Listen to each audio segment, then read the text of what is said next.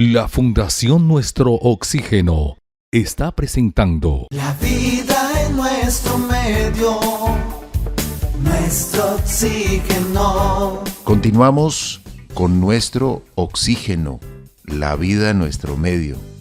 Hoy estamos en conexión con San Agustín Huila y allí nos atiende Carlos Ernesto Gómez Sánchez, un estudioso, un analista, un guía, un hombre que nos entrega hoy una reflexión importante sobre estos libros de piedra, le llamo yo, a estas expresiones líticas, a estas esculturas que están prácticamente expuestas hoy como patrimonio de la humanidad, con un mensaje muy interesante de nuestros ancestros, del pueblo escultor antiguo. Para claridad de nuestros queridos y amables oyentes, estaba leyendo sobre San Agustín. Muchos dicen que es un pueblo de 1000 años antes de Cristo, y estas piedras, estas esculturas, estas expresiones megalíticas, pues realmente están vigentes todavía, pero también han soportado a través de todos los tiempos el saqueo, el robo, el que muchas personas codiciosas de el oro pues partían las piedras, saqueaban las tumbas en búsqueda de este metal tan codiciado. Pues se han cometido muchos errores con respecto pues a todos estos tesoros de la cultura de nuestros ancestros, especialmente en la región de San Agustín y en muchas regiones de Colombia. Carlos Alberto, mira, hay un asunto que acabas de tocar que es importante, y es que la tierra de San Agustín es una tierra muy ácida, y por eso desafortunadamente no se han podido encontrar grandes vestigios de huesos humanos que nos permitan hacer una datación. Existe una datación del pueblo escultor encontrado en el sitio que se llama Alto de Lavapatas. Ahí se encontró un fogón que tenía todavía algunos pedazos de carbón y de maíz petrificado y tal, que permitieron datarla y dieron 3300 años antes de nuestra era. Esa es como la datación más concreta que tenemos del espacio de San Agustín, pero no quiere decir que en esa época ellos ya comenzaron a hacer esas piedras. En realidad parece ser, y eso es lo que dicen los arqueólogos, esa comunidad comenzó a trabajar la piedra o a hacer esculturas por allá en el siglo segundo o tercero de nuestra era. Casi que todo lo que se ve en San Agustín es más o menos del siglo sexto, octavo más o menos, que es el clásico regional que llaman, como se ha datado la cosa.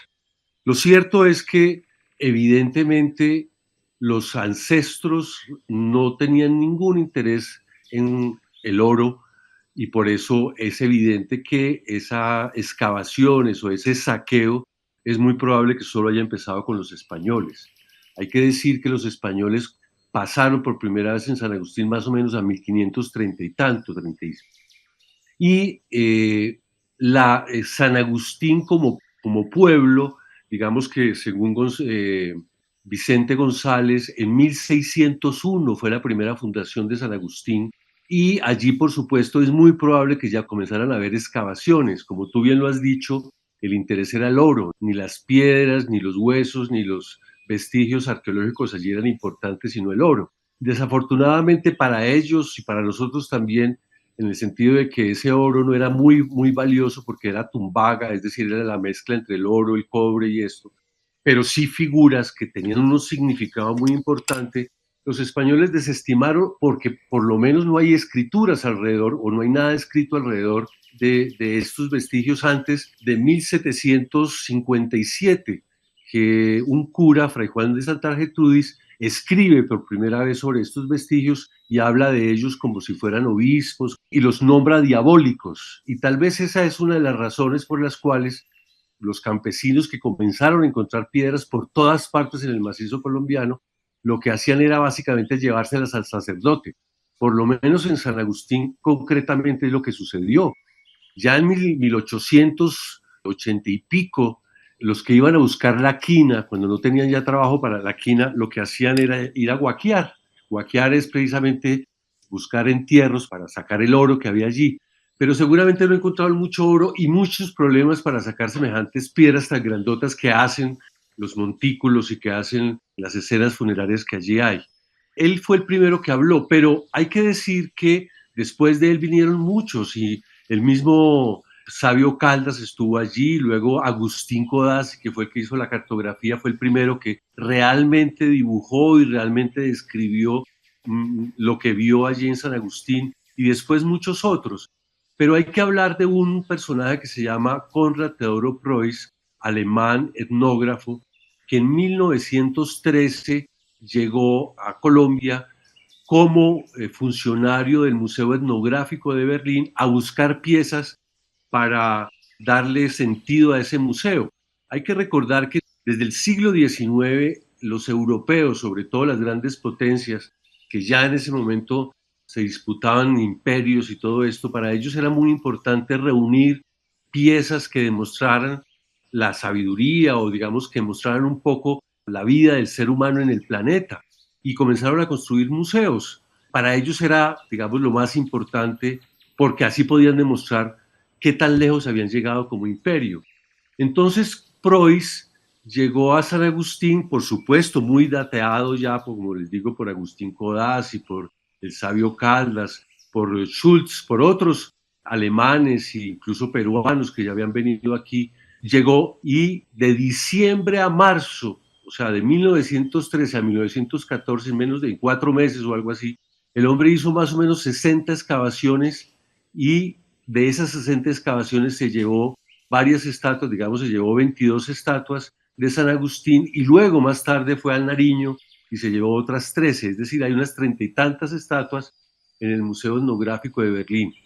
Después de ese acto, los campesinos de San Agustín comenzaron a entender que, bueno, si tanto científico venía, entre comillas, y excavaba, y sobre todo viendo a Preuss, que con esa ansia y esa fuerza tan importante en 4 meses hizo tanto trabajo y decidió llevarse algunas piedras de ellas, sabiendo y teniendo claro lo engorroso de llevarse piedras de 2, 3 toneladas, ellos entendieron que el oro no era simplemente lo que valía, que también las piedras tenían un valor, y de manera desafortunada se disparó el saqueo y la búsqueda de todos esos vestigios líticos que comenzaron entonces a ser vendidos en el mundo y conocidas como las chinitas en el mundo del mercado negro.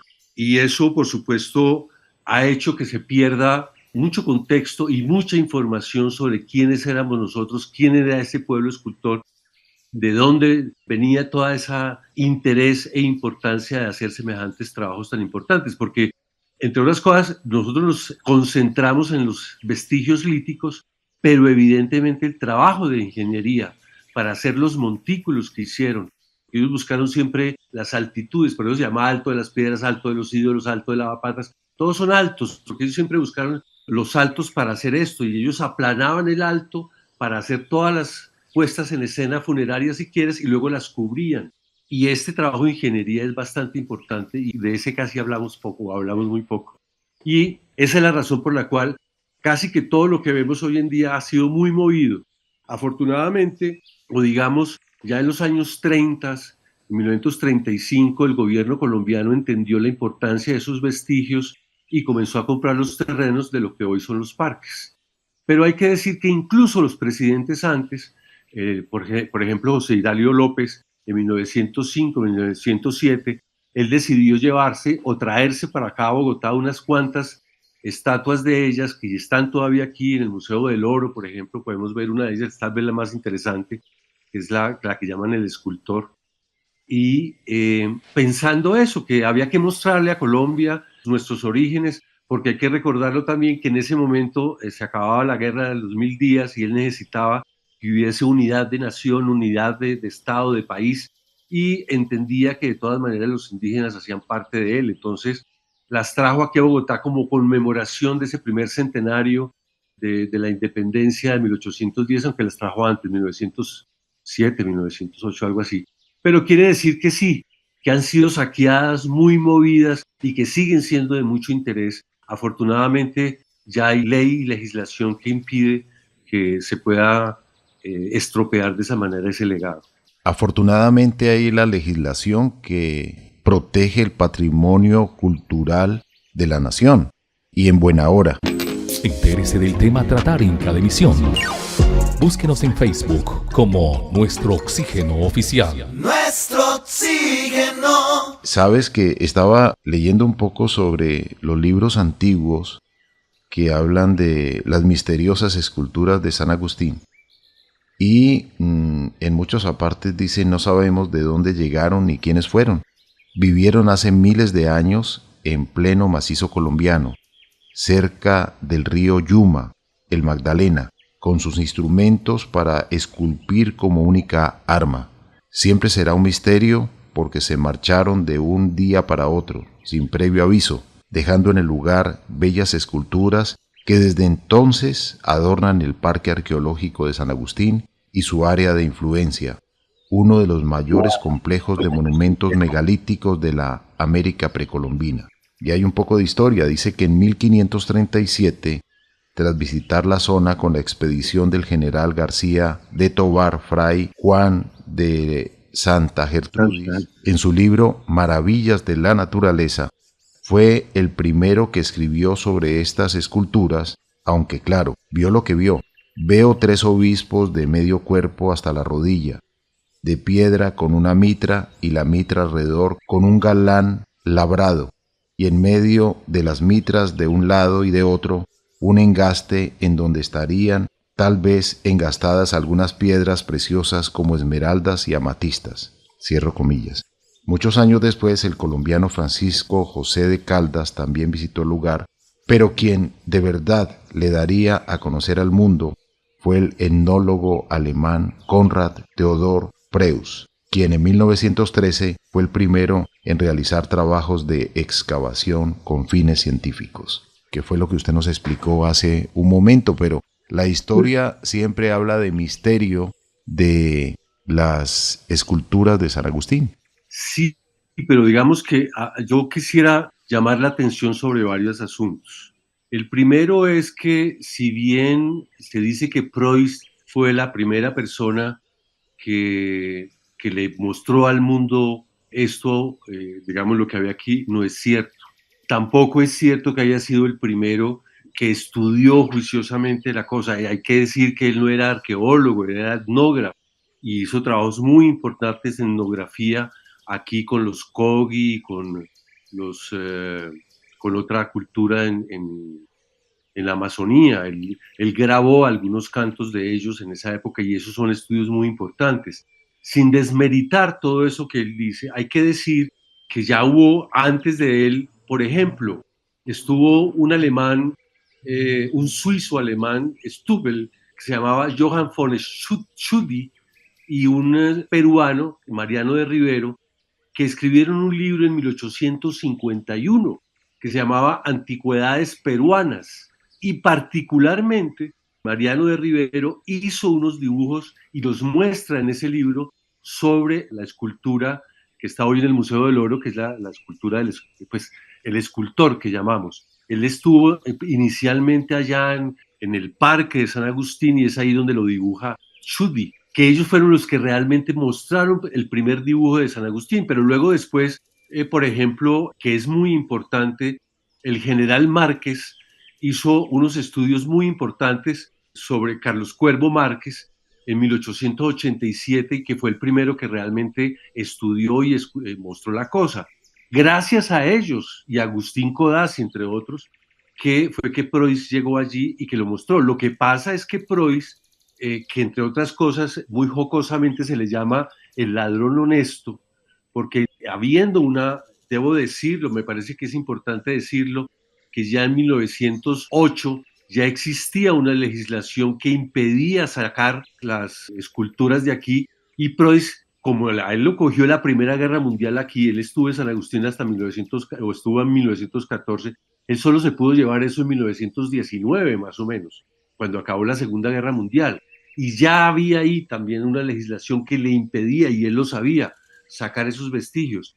Tan es así que él mismo lo escribió, y por eso lo llaman honesto. Como buen alemán y buen científico, escribió todo y lo dejó muy claramente escrito. De hecho, partió piedras, lo que no haría ningún arqueólogo hoy en día o ningún arqueólogo en el mundo partir una pieza para podérsela llevar, porque eran tan grandes y tan monumentales que eso hizo.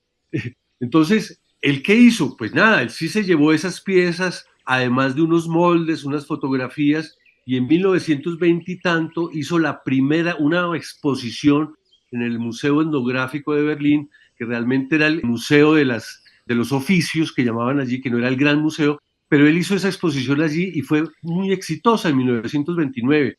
Y luego sacó su libro, y es por eso que se conoce en el mundo un poco el pueblo escultor. Pero no es el primero, no fue el primero ni el único que habló de ese pueblo escultor. Él cuando llegó, por eso tuvo la posibilidad de en 4 meses hacer 60 excavaciones, yendo muy rápidamente a los sitios donde sabía que podía encontrar cosas. Eso no es gratuito. Y lo desafortunado del asunto es que la aguaquería después se disparó totalmente en el mundo. Ahora, ¿por qué son importantes o por qué es importante para nosotros los colombianos recuperar esas piezas? ¿Por qué es importante el patrimonio en un país como el nuestro? Un país donde todavía evidentemente no hay un proyecto político, proyecto de nación donde quepamos todos, donde tanto los indígenas, después los españoles que llegaron, como después los negros en estado de esclavitud que llegaron, hacemos parte de este país y somos los que fundamos lo que hoy llamamos Colombia. Y eso todavía hay que reconocerlo, estamos construyendo, o sea, todavía no se ha hecho. Pero es muy importante el patrimonio porque es el que nos recuerda de dónde venimos. Nuestro oxígeno, la vida en nuestro medio. Qué importante hablar acerca de las piedras que viajaron y deben volver definitivamente. Y allí entra un tema muy importante y es precisamente lo que usted acaba de mencionar y es la repatriación, porque esto no solamente es un acto simbólico, sino que podemos decir que es un reclamo de dignidad, de amor cultural y de justicia histórica. Entonces hablemos un poquito sobre cuáles son los argumentos que sustentan el regreso de estas piezas y qué busca realmente la veeduría por la repatriación del macizo colombiano. Hay que decir que, digamos que estas piedras entonces se las llevaron y comenzaron a andar por el mundo, pero hay otras muchas piedras, incluso el Museo Británico, hay que contar por ejemplo eso. El Museo Británico estuvo más o menos en las mismas épocas que estuvo Preuss o un poco antes, etcétera, que se quería llevar muchas piezas que naufragaron en el Patía, en el río Patía, y allí se perdieron. Ellos lograron salvar una que sacaron por el río Magdalena y que todavía está en el Museo Británico en Londres. Entonces, hay muchísimas piedras, no es el único el reclamo que haríamos, pero aquí lo que me interesa contar es que realmente el primer veedor fue Jesús María Urbano, un agustinense que era el regidor de la época del momento, que mandó una carta en ese momento al Museo Nacional, que era como el Museo de Historia, que era el que tenía pues las funciones de pensar en el patrimonio, diciéndole que un alemán se había llevado las piedras y que, bueno, que había que hacer. Y es a raíz de eso que en 1930 y tanto sale la primera ley entonces sobre la importancia del patrimonio colombiano y la importancia de guardarlo, de cuidarlo, etcétera, etcétera. A raíz de esa reclamación entonces se comenzó a entender que era importante traer ese patrimonio. Incluso hay testimonios de esa época en donde, por ejemplo, hay un periodista que dice que gracias a que hay hombres científicos, porque nosotros los colombianos todavía no somos capaces de reconocer nuestros patrimonios, pero gracias a científicos extranjeros es que nosotros comprendemos la importancia de lo nuestro, por un lado. Y por el otro lado dice el mismo periodista que de todas maneras no es muy bueno que permitamos que se lleven nuestros vestigios a otras partes, pudiendo hacer lo que él mismo hizo, lo que hizo Preuss, que es hacer moldes y presentarlos, no los originales, sino réplicas en los museos, que eso estaba muy bien visto también en la época y todavía hoy en día está esto.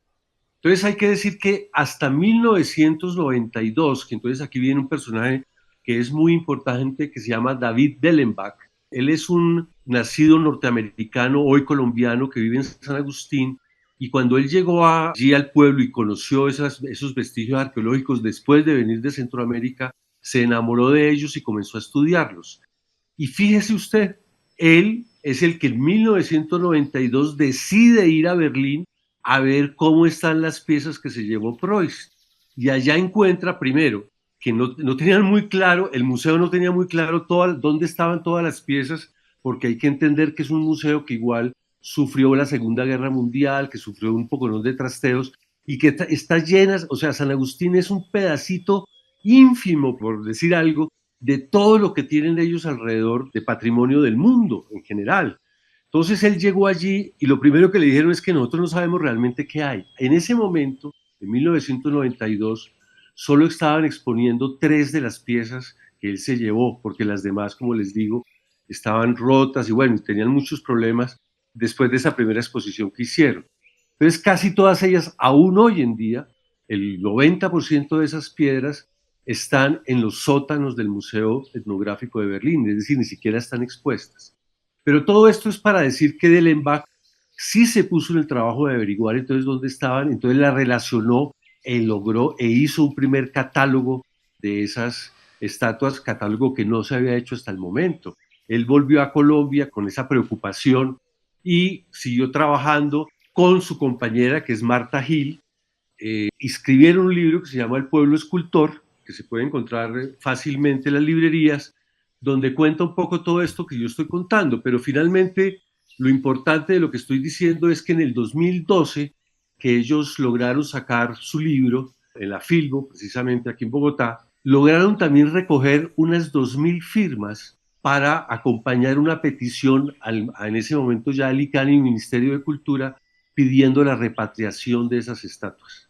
Desafortunadamente en esa época no les pararon mayores bolas al asunto, no hicieron nada, pasaron todos los gobiernos que tuvieron que pasar hasta el 2017, que en esa época se logró, o digamos conocimos a un personaje, un abogado, que se llama, se me escapa en este momento el nombre, ya se los diré en algún momento, pero este abogado decide ser el abogado de las estatuas.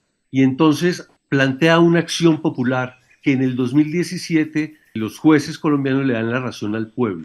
¿Cuál es la acción popular? La acción popular es que no ha habido ningún gesto de parte del Estado colombiano para repatriar ese importante patrimonio y que, por supuesto, entonces nos está negando a nosotros los colombianos el derecho que tenemos a disfrutar de ese patrimonio. Y es desde el 2017 entonces en donde hay un pacto de cumplimiento entre la Presidencia de la República, Ministerio de Relaciones Exteriores, Ministerio de Cultura y el ICANN principalmente, pero también está como coadyuvante la Gobernación del Huila para la repatriación de esas piezas. El tema es que entonces ahí ya no es un asunto solamente de unas piezas, sino también se torna en un asunto político y se torna en un asunto de problema o digamos de contradicción contra las pretensiones del Museo Etnográfico de Berlín y por supuesto del Estado alemán frente a esas piezas. Y ahí hay toda una discusión que desde el 2017 no se ha podido resolver, pero hay que decir que ha habido de alguna parte negligencia del Estado colombiano, que hay que decirlo también muy claramente. Solamente con este gobierno es que realmente el Ministerio de Relaciones Exteriores, el Ministerio de Cultura y el ICANN se han puesto muy juiciosamente a ver cómo se repatrian esas piezas. Lo que pasa es que son procesos largos y con grandes discusiones. Han habido avances. Dentro de toda la colección que se llevó Preuss están, por ejemplo, las máscaras Kogi y los símbolos Kogi que ya devolvieron. Por eso creemos que va a ser posible que esas piezas retornen, pero todavía no está hecho. Pues muchas gracias a nuestro invitado, Carlos Ernesto Gómez Sánchez, desde San Agustín, Huila, que hoy nos ha permitido reflexionar sobre este maravilloso lugar, patrimonio de la humanidad, que tiene un área de 78 hectáreas y su mayor importancia reside en las esculturas, las cuales simbolizan espiritualidad, nacimiento, muerte, reencarnación, naturaleza, costumbres, adoración, dioses, demonios, transformaciones y manifestaciones de su propia civilización. Por lo tanto, pues muchas gracias, le deseamos lo mejor de lo mejor a usted y esperamos tenerlo nuevamente aquí en Nuestro Oxígeno. Carlos Alberto, Juliet, muchísimas gracias a ustedes, a Oxígeno. Invitar a todos los colombianos a que nos unamos para que esta repatriación sea posible. La importancia que tiene para nosotros el que miremos nuestros ancestros, el que miremos que realmente nuestro origen es tan importante y tan, pues sí, misterioso, pero al mismo tiempo con tanta luz que nos permite un camino hacia ese cambio climático que nos tiene tan, por dicho, que nos está golpeando y que no hemos entendido. Ahí hay luces. Nuestros ancestros realmente son un faro importante para nosotros como país. Muchísimas, muchísimas gracias por la invitación y a ustedes todos que nos escuchan. Pues a nuestro invitado Carlos Ernesto Gómez, muchísimas gracias por acompañarnos en este viaje por el corazón del macizo colombiano y las memorias esculpidas en piedra. Cabe decir que nos llevamos no solamente historias, sino también preguntas que nos deben invitar a cuidar, recordar y reconectar con lo que somos. A nuestros oyentes también les agradecemos y les recordamos las redes sociales Facebook e Instagram, nuestro Oxígeno Oficial, Gaia Tierra Viva y portales web www.nuestrooxigeno.com y www.caliradio.co. También nos pueden contactar al WhatsApp 316-830-6307 y le invitamos a darle like y suscribirse a nuestro canal de YouTube, Nuestro Oxígeno Oficial. A usted también, Carlos Alberto, muchísimas gracias. Muchas gracias a usted, Juliet, a nuestro invitado, y a ustedes, amables oyentes, muchas gracias. En nombre de Marián Aguilar Quintero, Juliet Mora, Oscar Giraldo Ceballos, Andrés Aponte Agudelo, Juanito Mosquera, Guillermo Aguilar, Carlos Alberto Ramírez Becerra y esta emisora. La vida en nuestro medio, nuestro oxígeno. Sigamos conociendo un poco del patrimonio de la humanidad que está esculpido en piedra, en esculturas de piedra, como libros de piedra, para conocer un poco el pasado, el presente y, como lo decía nuestro invitado, lo que está pasando también con la naturaleza en este presente y en el futuro, que será un próximo presente. Muchas, muchas gracias. La Fundación Nuestro Oxígeno presentó el anterior programa.